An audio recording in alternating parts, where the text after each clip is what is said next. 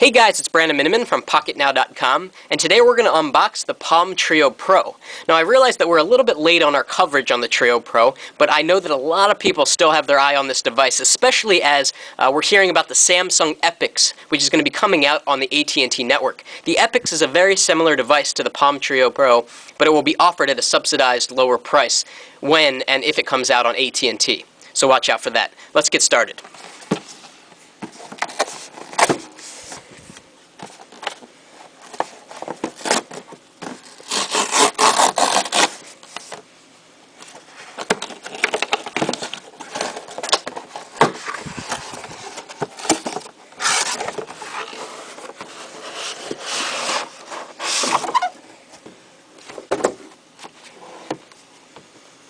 I like how the box can actually sit on a corner. That's really interesting. They took off a corner so that you can place the box like so.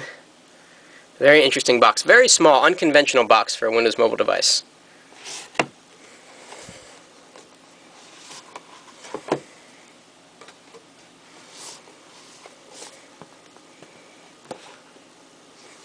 We'll look at that in a minute. But I do like how they put the device right in the front, just like an iPhone. I mean, this is a very similar unboxing experience to the iPhone. So I'm going to take this piece of plastic off. Some kind of piece of plastic.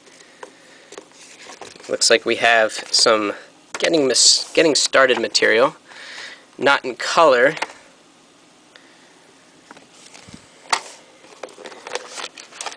And then we have some other documentation. Then we have some accessories in here. Starting off with the USB charger.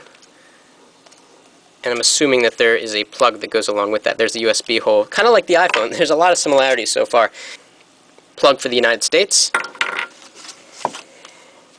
Then we have a sync cable using what looks to be micro USB instead of mini USB. And then finally we have some headphones. Okay, so let's take a look at the device. It's got a really nice flush touchscreen, as is the case with most newer Windows mobile devices. The keyboard is kind of small. I'll compare that to other devices in a second. It's pretty thin. It's 14 millimeters thin, which is about the same thickness as the Blackjack 2. On the back, we pretty much have nothing but the camera on the back, plus a speaker,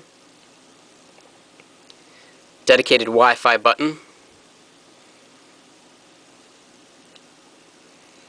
Alright, let's compare it to some other devices. Let's compare it to the Blackjack 2. That comes to mind because they're both, similar form factor devices, although obviously the Blackjack 2 does not have a touch screen. The keyboard on the Blackjack 2 is much more generous. In fact, it's almost 2 times as high because each button is much taller. So that's going to be something to get used to. And in terms of thickness, like I said, the Blackjack 2 and the Treo Pro are very similar in thickness. So not the thinnest devices around, but not thick like the HTC Touch Pro, for example, which is absolutely monstrous in terms of thickness. Alright, let's compare it to the Motorola Q9H, which has probably one of the best keyboards on any mobile device that I've ever used. And of course, the keys are taller, wider, they have a texture to them, a kind of a bump on each key, whereas on the Treo Pro, they're all pretty much smooth and flat on the top. It's probably something that you have to get used to. So that's pretty much it for the unboxing video. We've got a ton of interesting coverage coming up, so be sure to keep it to the Pocketnow video YouTube channel to stay abreast of when we post these new videos. That's it for now.